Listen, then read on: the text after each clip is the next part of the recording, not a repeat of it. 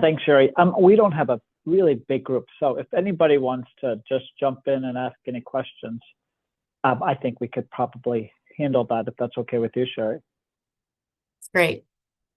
If you're not comfortable and you'd rather me ask them, I'm happy to monitor chat. Okay. Well, if you can definitely monitor the chat, because I won't be able to do that. I'm going to share my screen. So you should.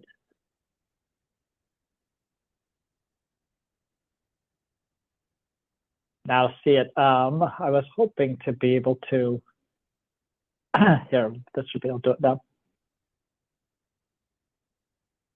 Okay, so you guys should be able to see the presentation. I'm talking mostly about Norman Services. I know that Ari Weston, really very capable, competent youth housing assistance program coordinator. She works for me. And I understand she came out and did a training for you guys. I will mention some of those programs briefly, but most of it will be talking about Norman Services. So Norman Services really is there to allow children to return home to the parent. I don't know if you guys ever have a need to advocate for the foster parent. The foster parent or the home of relative, parent, home fictive kin, they do have a cash assistance program. I'm not going to be talking about it. So if you ever have a child who is in the care of a foster parent or an unlicensed relative, and they need an item, they need, maybe they could benefit from having participating in an enrichment activity or some service that they can't get through Medicaid. There are programs for that. The permanency contracts, the private agencies' permanency contracts do have funding embedded in their contract and that they could use to pay for those things. If it's something that is not part of that contract, there is then a program called Flex Funds, and they could purchase, use the Flex Funds to purchase something that is needed. I just approved a Flex Fund request, for instance, for a relative caregiver who needed a car repair done so that they could drive the child to school or wherever the child needed to go. So that's available when you're assisting the foster parent or the unlicensed relative. Norman Services is not for that. In fact, the consent decree actually states that it cannot be used for foster parents. So this really is to return a child home. And the idea, the kind of the theory behind Norman Services is that the child is best served by living with their parent. Now, obviously, there are times when that's not possible. And you are working with situations where we thought that at least temporarily we needed to remove the child from the home. But we are still have the goal to return a child home.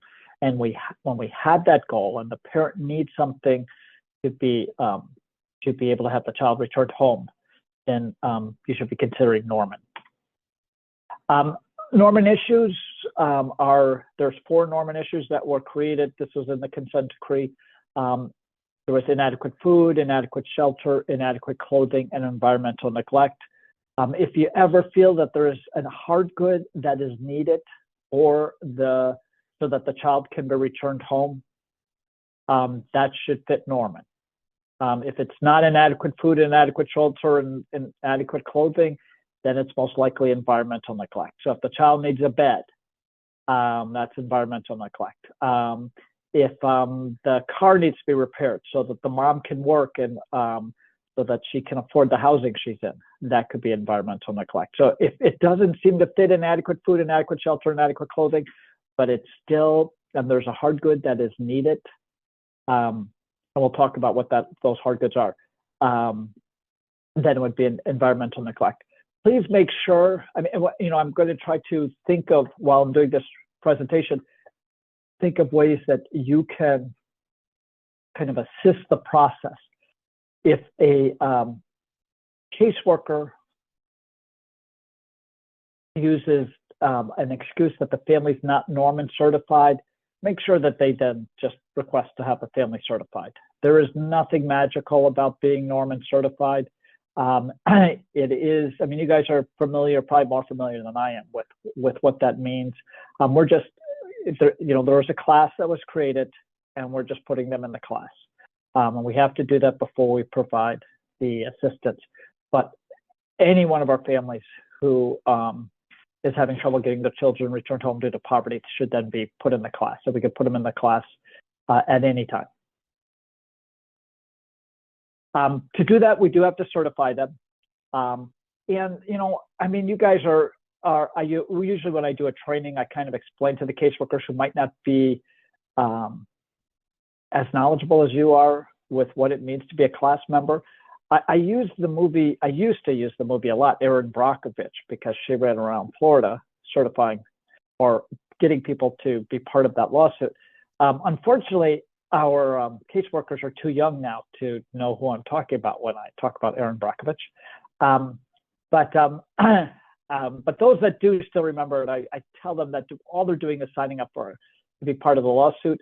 And the difference is with Norman certification is you can certify a family to be a class member after the consent decree was signed. And we will continue to do this unless I can convince the department that we should no longer need to certify families, which might be something that we'll be doing in the future.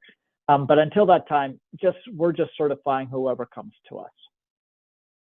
There are 3 services for Norman services: the Norman Housing Advocacy Program, the Norman TANF Application Program, and the Norman Cash Assistance Program. I'm going to end with the Norman TANF Application Program. That might be something that you guys can really help our caseworkers remember. But since most people want to hear about Norman Cash Assistance first, I will talk about Norman Cash Assistance. This is to purchase a hard good so that a child can be returned home, either tomorrow, 2 weeks from today, 2 months from today, or eventually be returned home. If there's an item that's needed that could prevent the path towards returning home, then it's probably in our best interests to provide cash assistance to purchase that item. Usually, these are housing, utility arrears, kitchen appliances, beds and bedding, and clothing. Those are probably our most common items that we're approving. In fact, when I first started, I asked judges what is needed to return a child home, and these were the things that the judges responded to. And so it's usually how I start off. Actually, now more than kitchen appliances, we are starting to do household goods. So we're providing a lot of assistance for household goods. Pots, pans, dishes, towels, things like that. But the other ones are food, obviously food. It's actually mentioned in the Norman Consent Decree. We don't do a lot of food. Usually our families are hooked up to SNAP benefits, maybe even sometimes to a food pantry. But around the time a child is returned home, it is very likely that a caregiver is going to struggle, especially at the time of doing unsupervised overnight visits, and so food could help with that. That might be an appropriate request. Some of the others that we don't do as often, home repairs. Usually that's only done if the parent owns the home, but we have some. I mean, today I just sent one into my supervisor because it goes over the limit I can approve. But there's 3 rooms that don't have doors on the room. So we have some families living in really housing that is substandard and really needs some help making that housing livable. Utility deposits come up from time to time. Car repairs are something that we've been doing more frequently. It's still not that common, but I often say especially if they're living in a rural area and don't have a car, they probably are not going to get to work. And if they can't get to work, they're not going to be able to afford housing. And so sometimes that car is just as important as their housing. Exterminators, bed bugs especially, can be very expensive and are something that our clients are not going to be able to afford. Sometimes they're major cleaning for people that are hoarding items. Those are things that we'll want to consider. But this is not supposed to be an exhaustive list. We want people to think of things that could be used to assist. The only thing that I ask is that these are hard goods. Hard goods could be utilities or housing. I mean, it's not just a bed or a pot or a kitchen appliance, but it isn't a service. Norman, the consent decree calls for hard goods. I have argued that we could do services. We decided, the department decided not to do services through the Norman Cash Assistance Program. If there is a service that is needed to return a child home or would benefit the child, it has been part of a child family team meeting, that there's a service like I don't know, like a sports camp, something like that. Again, that permanency contract might have funding in their contract already that allows them to pay for that. If it doesn't meet that criteria, you should be thinking about flex funds. So that even though in that case it's to return the child home, if it's a service, we do it through flex funds or through the money that's already part of the private agency's contract. Now, there are some things we can't do. We have not been authorized to approve couches or other living room furniture. We have not been authorized to approve televisions or computers. Car purchases, we're discussing that. Usually we do not provide car purchases.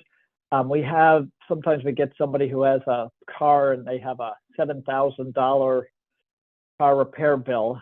And they also found a car that they could purchase for $4,000 or something like that. And so in a situation like that, we might be convinced to do a car purchase on a used vehicle, but we haven't purchased a car since I've been here. Those services like legal counsel, like I said, they are not something that we do through Norman. Daycare is something we don't do Norman. Usually our daycare is taken care of through the agreements we have with the Department of Human Services, so we don't need to pay for daycare either through Norman or through flex funds. Usually we can just work with DHS to make sure they're getting their daycare. One thing though that is very frustrating is that the Norman Cash Assistance Program is not an ongoing supplemental income. It is not a housing subsidy. Unfortunately, many of our families need that. And that when they're behind on their utilities, when they're behind on the rent, one-time cash assistance is not always going to be what's going to keep them stable. Because if they're just going to fall behind again next month, then we really haven't done anything to stabilize the family. And unfortunately, the Norman Cash Assistance Program does not answer that problem. We do have a program that does, though. We often can't serve all the need, but I'll talk about that towards the end of the training. When we do provide assistance, we do want to think, is this going to keep the family stable?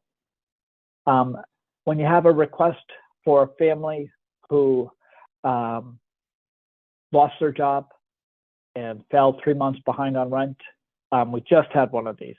And so they come to us with $4,600 worth of rent arrears. But now the family's working again.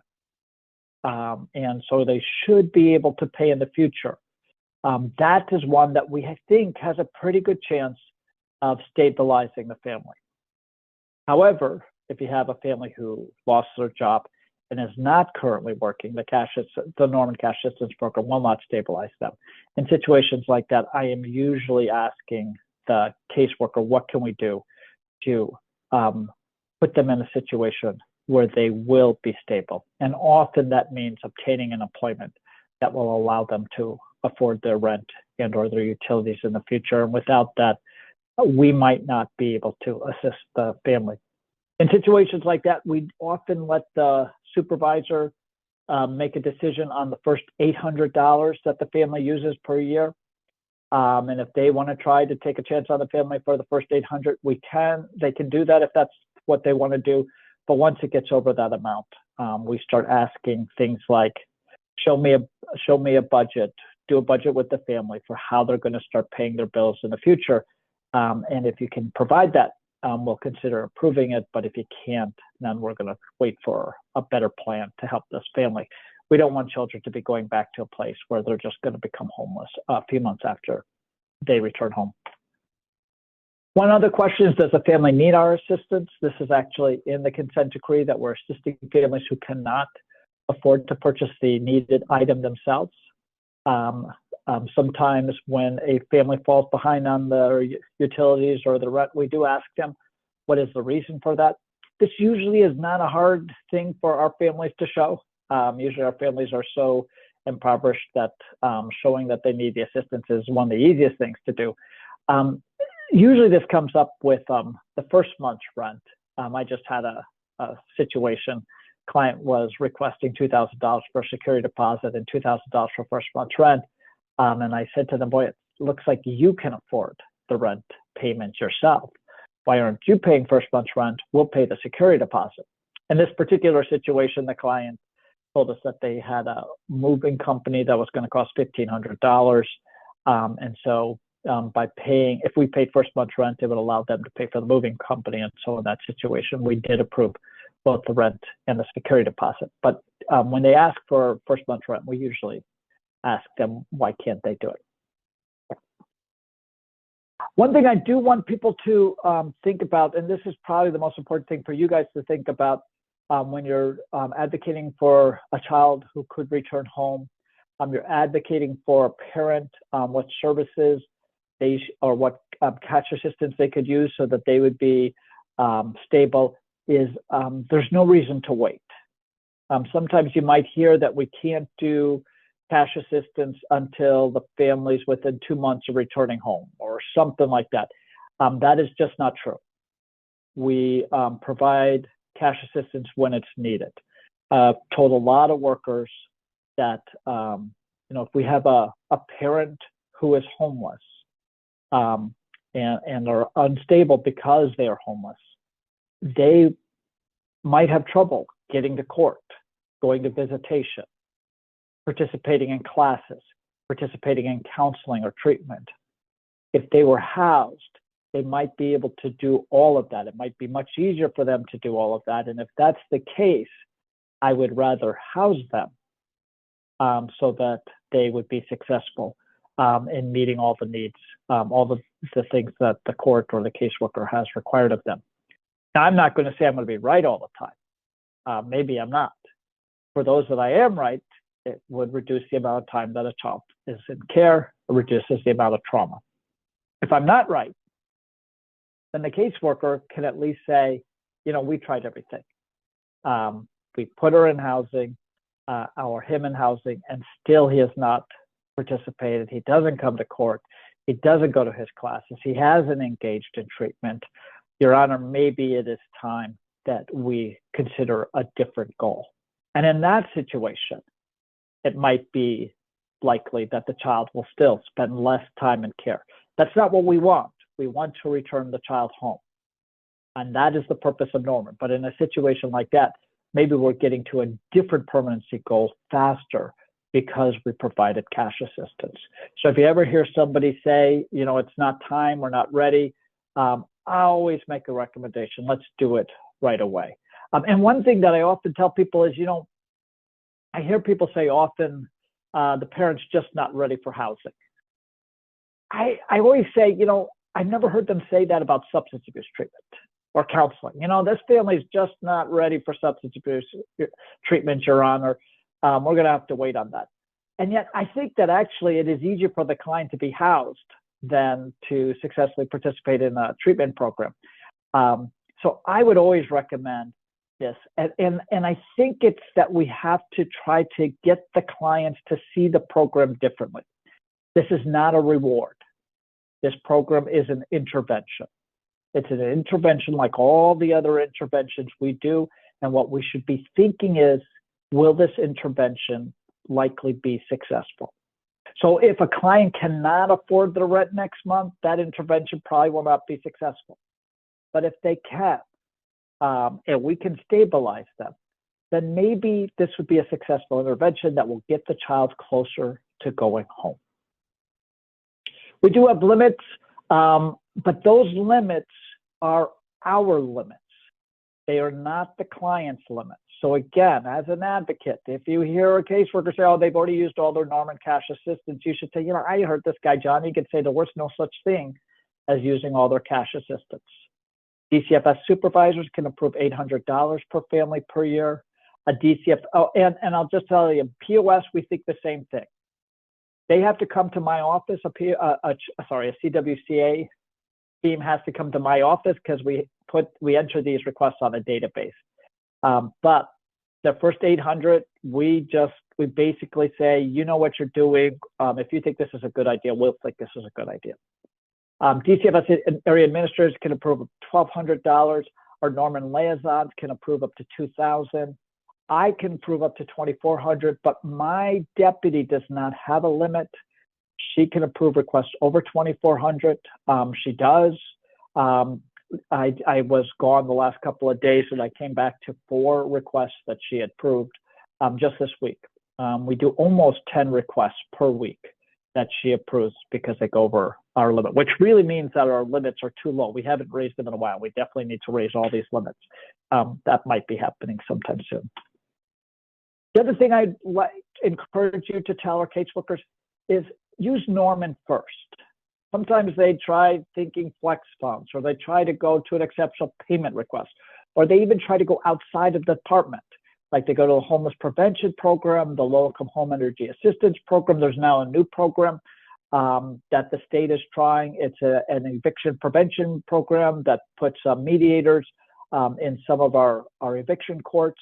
And those mediators have the ability to use cash assistance to try to prevent the eviction from occurring.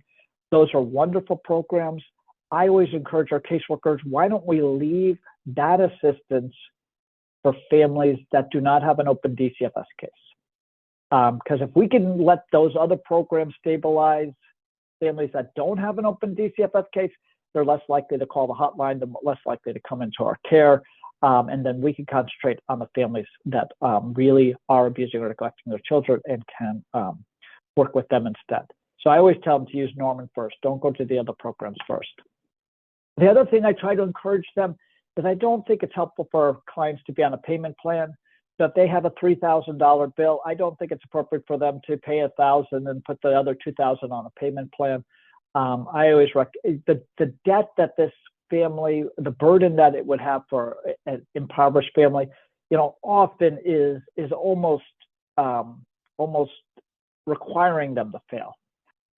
So I always recommend that we pay the entire debt rather than just a piece of it. There might be some times where I'll be proven wrong, where they have a huge $9,000 debt. Even then, I'd like to consider what can we do to pay it all. I always like showing this one because sometimes people get an idea that we're not approving cash assistance, but we really have seen an enormous increase in cash assistance, especially downstate. The blue line is the Illinois increase, and the gray line is downstate. You'll see that just recently Cook County has starting to catch up. So the Cook County's graph the last 2 years is the one that's kind of poking up, which we're very excited to see that Cook County is finally catching up to the rest of the state. That's cash assistance. The Housing Advocacy Program is a person. It is not cash assistance for housing. The Housing Advocacy Program is who actually looks for housing. We've really struggled to serve McHenry County. We have a couple providers in Lake County, Catholic Charities, Cam Alliance. We have a provider serving DuPage County, which is National Youth Advocate Program. We have another program in Joliet, Spanish Community Center. We're trying to work with a very new agency in Elgin, and we would use them to serve McHenry County if we can get their contract started. They're extremely new. They don't have any contract with any program, and so this would be their very first contract. And so hopefully that will happen. but we'd like to get someone closer to McHenry County or in McHenry County. If anybody has any ideas, I'm always interested in hearing them, because we really need someone not only that serves McHenry County, but then goes south to Elgin. We've thought for years that it would be great to have an agency in the city of Elgin. The HAP services, they educate families. They develop apartment lists. A lot of that is just kind of looking online. But then after they look online, they talk to the landlords, to the property managers, and tell them the services that they provide. And hopefully that makes it a little bit easier for our clients to get housed by those property managers. They'll go with them or provide information. They'll help them with the applications if necessary. They'll help them apply for entitlements and services. The other thing that I've been pushing a lot is that they'll help them apply for jobs. Our clients in most of the areas of the state are not going to be successful if they don't have an income that affords market rate housing. You guys, your area has been fairly rich with family unification program housing choice vouchers. We've always liked using them, but right now all the programs in your area are closed.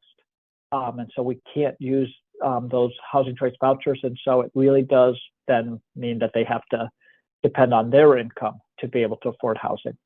They also try to resolve any crisis, hopefully before they even start. Once the family's housed, they do provide follow-up services. This is extremely important, not only to stabilize the family, but also it's to impress upon the property managers that they are going to be there with the family for a few months, usually 3 to 6 months after the family moves in. And that we find that that service is critical to helping the family not only become stable, but to help then the property manager to have a strong relationship with our housing advocates. So they conduct home visits, they contact the family monthly, and then they contact the property managers. I always tell them, you should contact the property managers when the second month's rent is due. Hopefully you're saying something like, I just heard from my client that they just paid rent. I'm just calling to make sure that happened. I also ask them to do the same before they close the case. And then they'll deal with any crisis that might arrive while the family's live in their new housing. Okay, this one I want to make sure you guys are aware of, the TANF application program. It happens very rarely, and because of that, our workers often forget about this program. This is to deal with a catch-22 that this family needs an income so their children can be returned home, but they can't get TANF until their children are returned home. The idea of this program is that they can apply for TANF 90 days before the child is returned home. That usually allows the TANF benefits and the SNAP benefits to start 90 days before, or 45 days before the children are returned home. And so it allows them then to put some food into the refrigerator before the child returns home, maybe even make sure that they have the clothes or other items in the home that is needed. It's not going to pay rent, but it is going to be something that can stabilize the family. To be eligible, they do have to be Norman certified, but again, it's easy to certify a family, so never make that, let that be a barrier. They have to be eligible for TANF. Now, that means that they have to have an extremely low income. Sometimes I get a request from somebody and the income's like $2,000, they have one child, and that's really, it's going to be really hard to care for, especially, in the collar counties, to care for a child on a $2,000 income. But that income is way too high for a family with one child to be eligible for TANF. So they really have to have an extremely low income. They will have to participate in some of the rules, including engaging in a work-related activity. And then they also need to be within 90 days of having the child returned home to be eligible. Okay, I talked about how Norman does not provide an ongoing subsidy. One of my favorite programs is the Family Unification Program. This is not a DCFS program. I work very hard with housing authorities around the state to get them to apply for this assistance. And Lake County, North Chicago Housing Authority, Waukegan Housing Authority, DuPage Housing Authority, Joliet Housing Authority, and then Chicago, Cook County, all have Family Unification Program housing choice vouchers. In fact, Chicago has more vouchers than any place in the country. My guess is that between Chicago and the Collier counties, we have more vouchers than any metropolitan area in the country. However, it is still not enough. None of the counties I just mentioned are accepting referrals right now. Winnebago and Rockford also have vouchers, and Winnebago will serve Boone County, but they don't have vouchers available either. Every one of those vouchers are being used because of the fantastic need, and because not recently. I mean, recently there's all kinds of things going on at HUD, but over the last about 10 years, there has not been a lot of new funding for Family Unification Program. And so we have not really been able to keep up with the demand.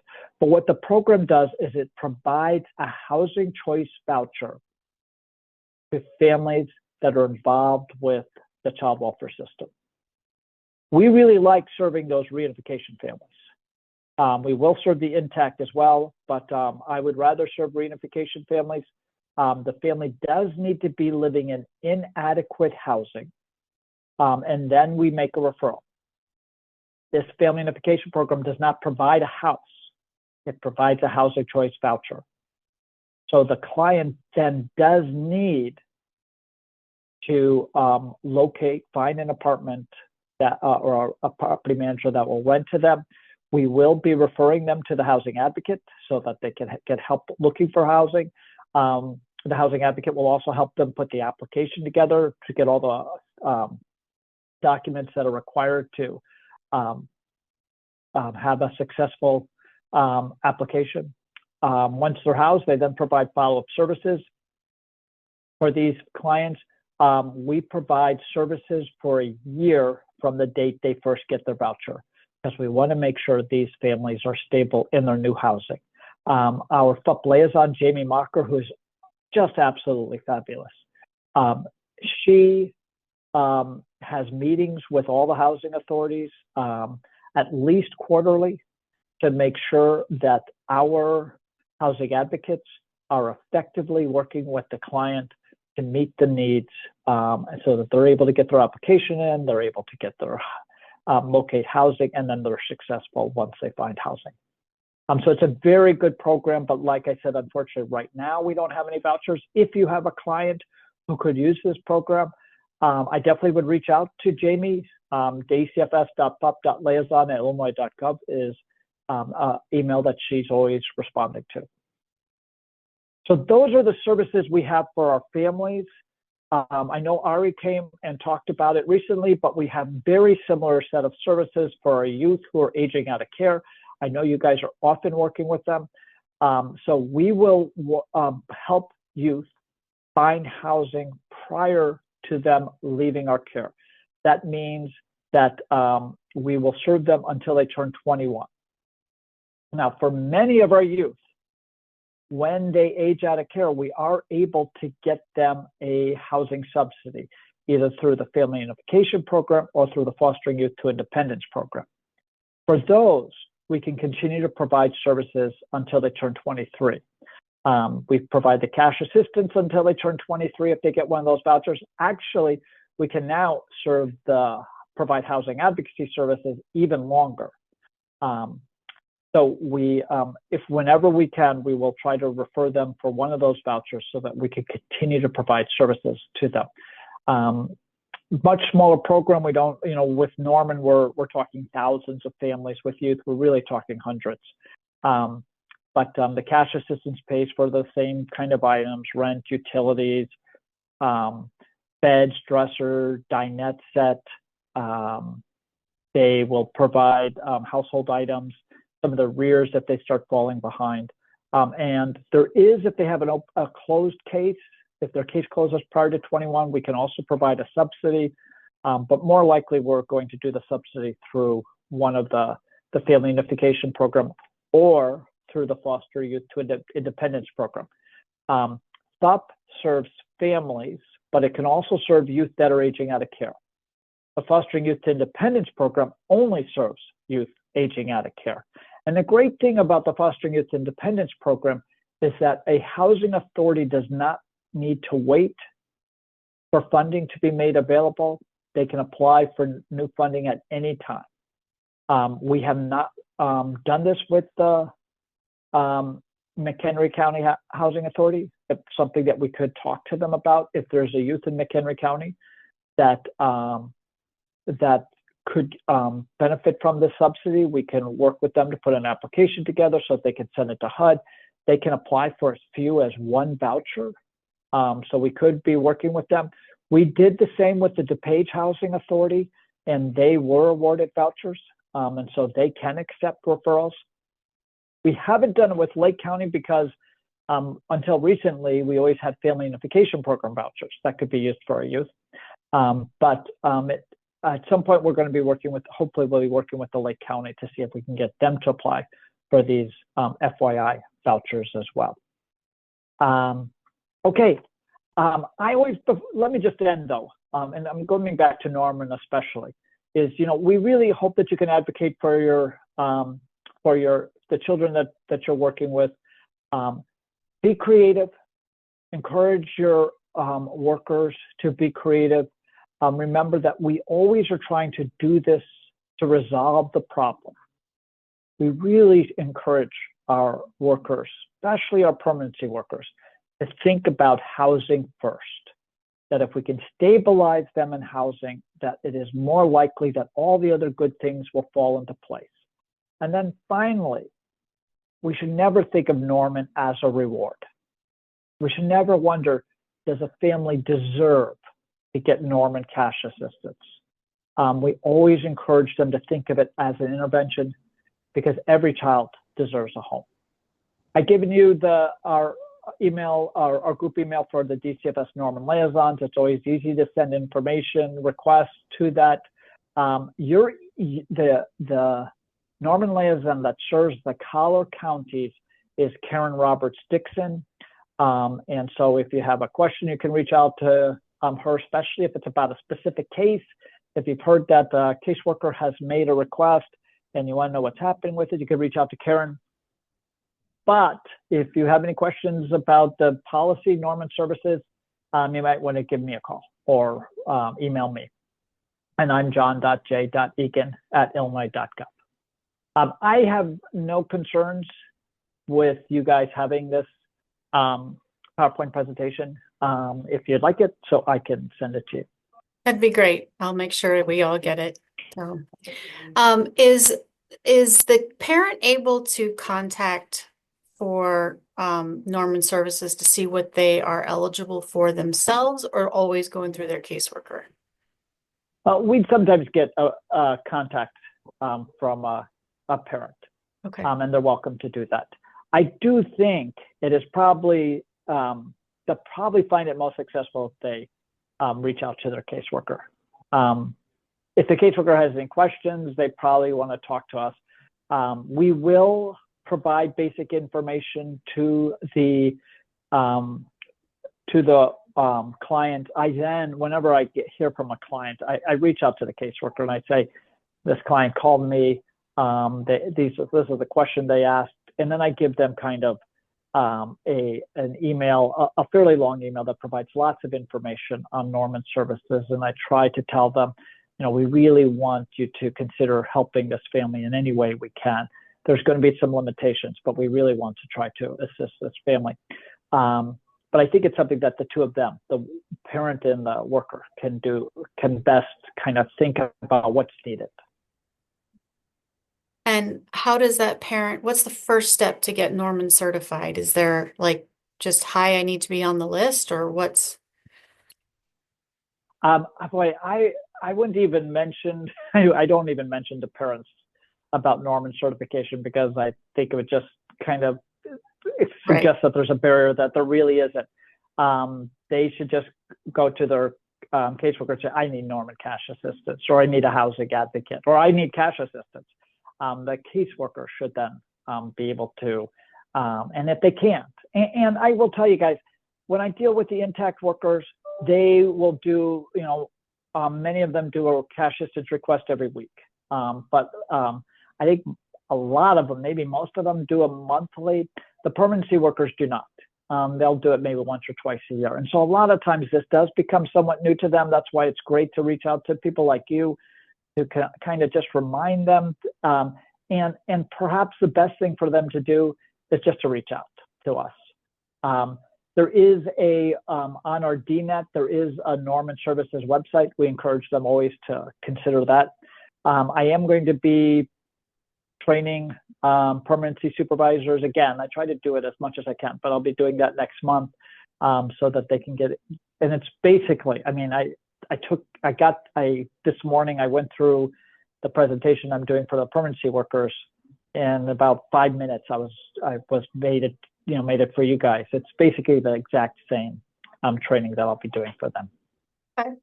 Can you talk about intact cases at all? Are they eligible if they're possibly going to be disrupted because of something that Norman could help with? Yeah, I'll tell you. I wish it wasn't this.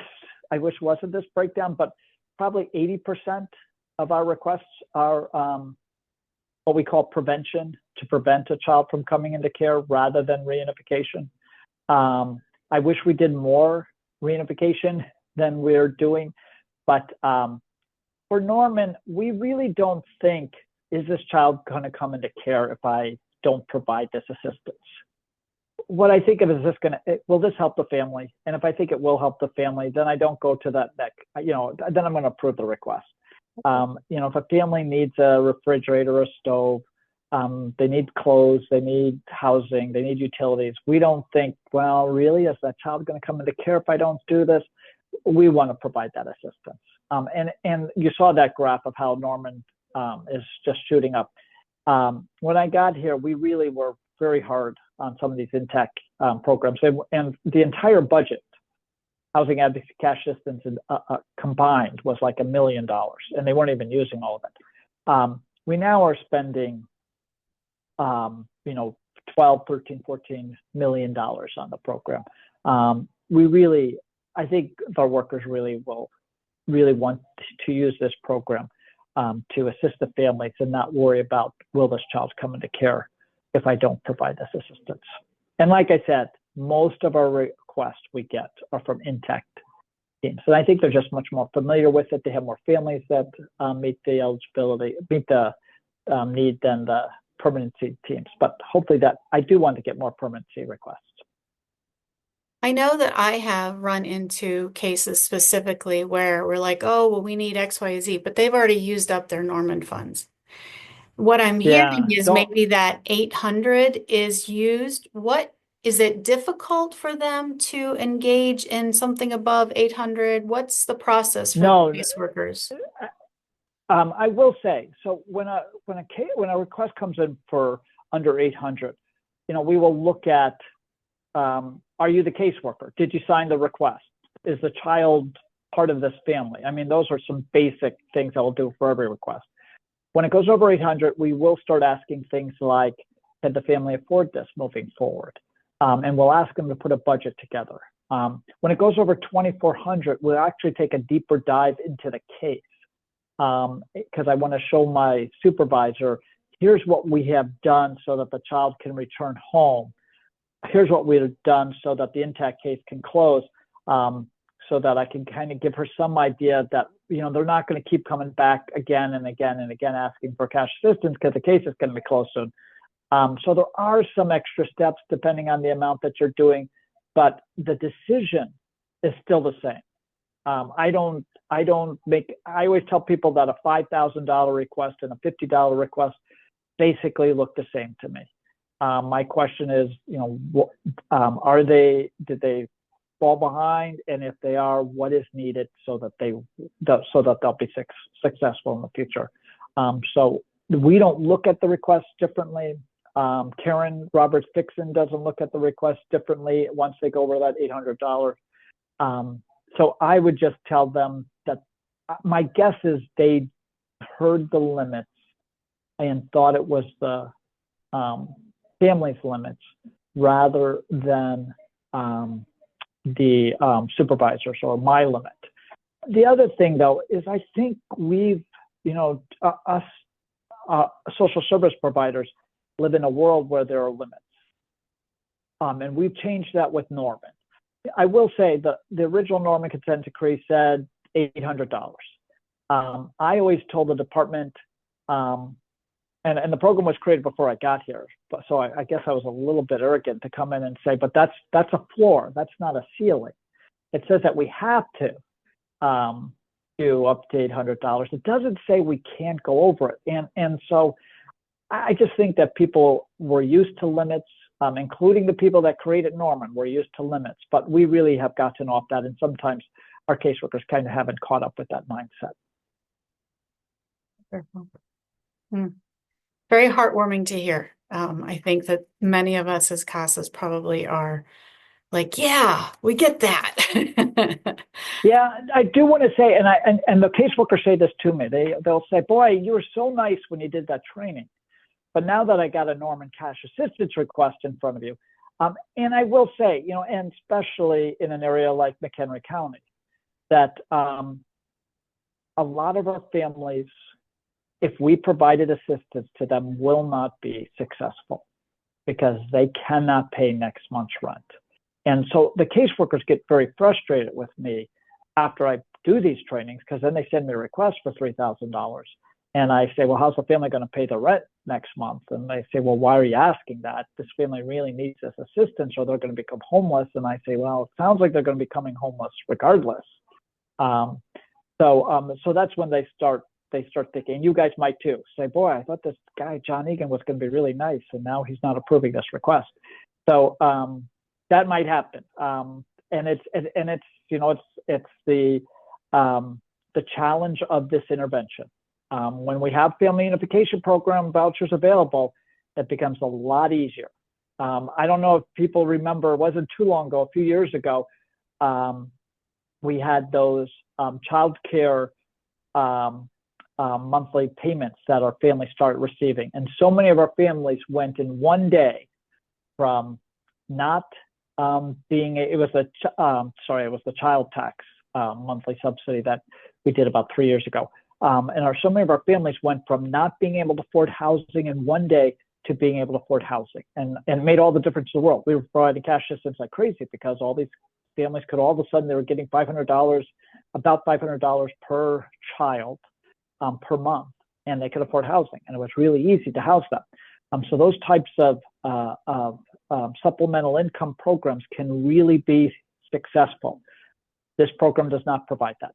I will say one thing is Brightpoint is doing a small study with all of their, I think every one of their teams, where they do get a $500 monthly subsidy or a monthly supplemental income that they can use any way they want. Cash assistance program can work really well with a supplemental income program. But for most of our families, they don't have that, and it becomes very frustrating. Would you mind reminding everybody what Brightpoint is, please? Brightpoint is one of our agencies. It used to be Children's Home and Aid Society of Illinois, CHASI. They changed their name to Brightpoint, and they worked out with the University of Illinois to create this study. And so it just happens to be that it's only their clients. Half of their clients don't get any supplemental income, half of them do. And we're studying to see what is the impact of providing supplemental income to intact families. It's only for intact families. And the idea is if they can show that this stabilizes families, it prevents children from coming into care or does other things, then we're hoping that we can get federal 4E funding so that we could do this throughout the country. Because we'd be seeking 4E funding, that means that it would be for prevention dollars, wouldn't be for permanency, it'd be for intact. We have pushed and well, we made recommendations. The department always is considering them, but it hasn't been approved yet. I would like to do that same program for all permanency. Any permanency where you have a homeless family, homeless parent, that we provide a subsidy. Depending on where you live, I have suggested different amounts.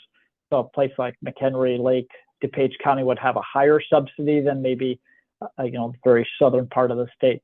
But that has not been approved. But I would like to study that too, because I think that kids would return home quicker if we were able to provide that income or a housing subsidy.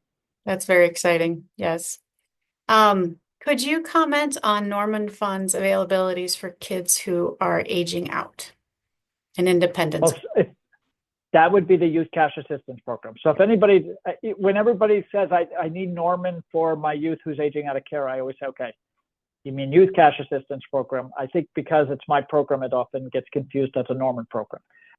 But if you have a client who's getting ready to age out of care, and I don't want you to only think of this as something that you're doing around 21.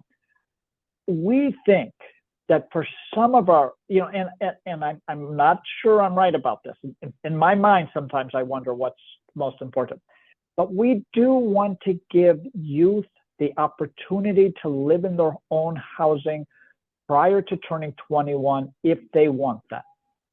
So if they have an income, regardless of how they get it, one of the great ones is youth in college.